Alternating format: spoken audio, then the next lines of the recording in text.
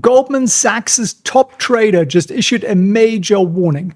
The AI bubble is showing cracks, and NVIDIA is down now for 4 weeks straight.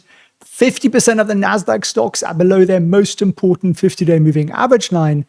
But here's the twist. Small caps are exploding while big tech is stumbling. And this could be the biggest market rotation in 2 years, and most investors are missing it. On top of that, Goldman's AI adoption tracker shows growth that is very, very slow. We've gone from 9.2% adoption, 9.2 to now 9.7%. Not exactly very exciting stuff. And NVIDIA, if you look at the stock chart here in Trade Vision, this is a weekly stock chart, don't be confused. You can see week after week after week after week, we're going lower. At the same time, there is a threat from custom chips manufacturers.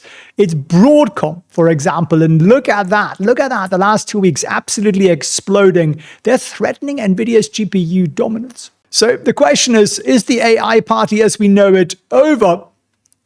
And what does this mean for you? It's time to be more selective with AI plays, that's for sure. So let me walk you through the great rotation. If you want to get into this in a lot more detail than this, say, 10-minute video, I'm going to be giving you a full workbook on everything we're covering here and more. You can download that for free at felixfriends.org/rotation, and it'll just give you a lot more information, a lot more detail, a lot more everything on what we're talking about here. So market timing is everything. And I don't mean that we need to be absolutely right on market timing, but if we're absolutely wrong on market timing, we tend to suffer. So the great rotation is this. The small caps, the Russell stocks, are actually rallying for once. They're winning, and the NASDAQ is slowing down significantly. Now, most of you are probably invested in the NASDAQ, right? If you are mostly invested in tech stock, write tech in the chat. And if you're mostly invested in other than tech, write OTT, other than tech, in the chat. Be a nice little poll there. But this difference, this gap between the up and the down, we've only seen this 3 times since COVID. And the last time was July 2024. Who remembers July 2024? That was just before the market really, really tanked. Now, there is an easy solution, in my humble opinion, and that is to follow the money, which is what we do. So there are sector winners. Some people are looking at healthcare. I'm also in healthcare. Staples, real estate is gaining some momentum, but my personal picks are not actually those. We've been in healthcare for a little while, but it's actually biotech. It is gold stocks, and I want to show you a little bit more why. So let's have a look at the stock chart for gold. This is, again, a day chart now.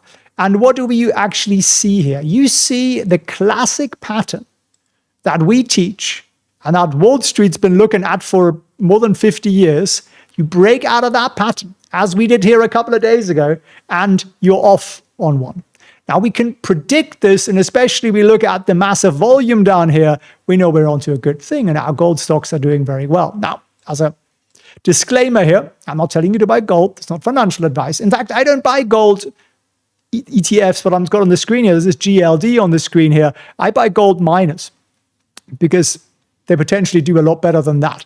I'll give you an example of one, for example, Groin. Again, I'm not telling you to buy this, but this has had a really, really beautiful run up since our May entry there. This thing is now up about 130%. Gold is not up anywhere near as much, probably about 30%. Now, there are some more hidden opportunities, and that is the consumer is actually pretty strong. The defense sector is doing very nicely. And again, we've been exposed to this for a while. Why? Because government spending and, wars created by governments. Wars are generally created by governments. So go nuts in the chat down below if you think it's about freedom. No, it's about profit. Look at Ukraine. What started the Ukraine war, essentially? Yes, Russian aggression and all that. Remember there's a gas pipeline that got blown up that went from Russia to Europe? Who's now the biggest supplier of gas to Europe? You answer that question, you follow the money. You have to answer that yourself. We've got robotics.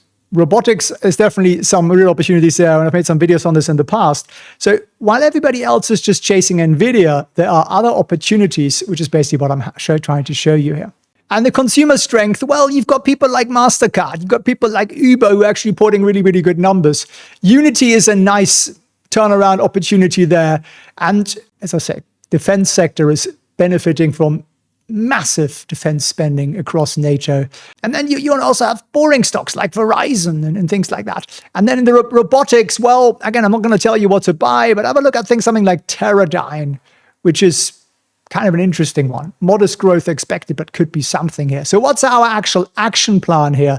Well, this is me, right? I'm not telling you what to do, but this is just the way I think about this, the way I've learned about this from my mentors, who are guys who've worked on Wall Street for 10, 20, 30, 40, 50 years. We're trimming overvalued tech stocks. We're trimming stuff that's had a lot of run up, especially in tech. We're trimming growth stocks with crazy valuations. Doesn't mean you have to get rid of them completely, but we're taking some profits there. I am actually not a huge fan of small caps. I put that in here because that's what Goldman says, and I want to give you guys transparency. I'm personally buying this week just biotech and gold. And that might change week after week, because we've also, got to look at what you already own. You don't want to pile on top and on top and on top of the same thing. But essentially, in the small space, and some of my biotech and gold stocks are pretty small, but we're looking at good fundamentals. What are good fundamentals? Well, to start with, fundamentals. To start with, they have to have cash. Can they actually survive a bad period? And then don't think the AI story is over. But do you know what happens when you get innovation? What happens is the speed at which everybody expects innovation to come in goes like that. And then everybody gets disappointed. And then what actually happens is that the innovation comes in at that angle, but it goes much, much, much, much higher. So to make this a little bit clearer, this is time, and this here is speed of adoption. We are somewhere up there, in my humble opinion. Nobody knows exactly where. But what you want to avoid is holding the exciting AI stuff through this here, because this can be a period of years, maybe 2 years or something like that. And then the real money will be made. So in this period, where people are getting a little disillusioned with the speed of AI adoption, well, we make money out of oil services and home builders and gold stocks and biotech and all the stuff that's going to benefit from the lower interest rates. And then we're going to sell all those things, hopefully at a profit, and then we're going to plow them back into the AI trade when that starts to get really exciting again. So my warning to you is, don't chase the rotation. Wait for pullbacks. Whenever you want to enter something, don't develop FOMO. That's really important.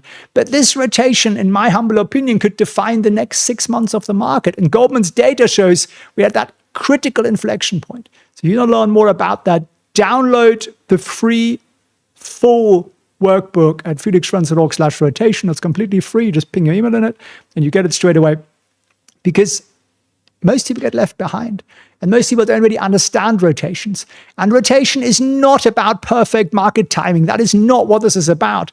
It's about the money going from one sector to another sector to another sector, and then probably going back to where you started. Now, you could argue, why not start in the first sector and just stay there? Because that sector will then do very little, while this sector here goes up a lot, that one goes up a lot, and then these people buy back in with much more money. You're still sitting here with your original money. That's ultimately what this is about. So we follow the money. We follow the rotations through the sectors.